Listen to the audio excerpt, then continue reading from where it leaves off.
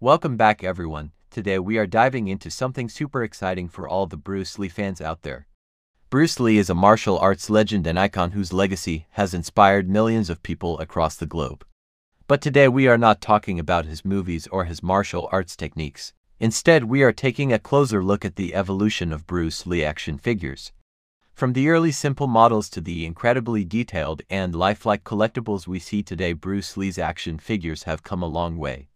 Stay with us till the end to find out which figures are considered the rarest and most valuable. The early days. The first Bruce Lee action figures. Let's rewind to the 1970s, shortly after Bruce Lee's tragic passing.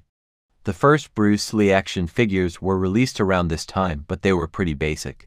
These figures didn't have much detail or articulation. In fact, if you compare them to what we have today, they might even seem a bit clunky. But back then, fans were thrilled to have anything that allowed them to keep the memory of Bruce Lee alive. These figures usually featured Bruce in his iconic yellow tracksuit from Game of Death or his famous black kung fu outfit. Though they were simple, they were the start of something much bigger. The 80s and 90s, improving design and collectability. Fast forward to the 1980s and 90s, and Bruce Lee action figures began to see noticeable improvements. Manufacturers started paying more attention to detail, making the figures look more like Bruce Lee. The figures became more posable, and you could even move their arms and legs to recreate some of Bruce's iconic martial arts moves. This was also the time when collecting Bruce Lee memorabilia became a serious hobby for many fans. Not only were these figures now meant for kids to play with, but they also became prized collectibles for adults who admired Bruce's philosophy and style. Some companies even started releasing limited edition action figures, which quickly became hot commodities among collectors. The evolution was in full swing.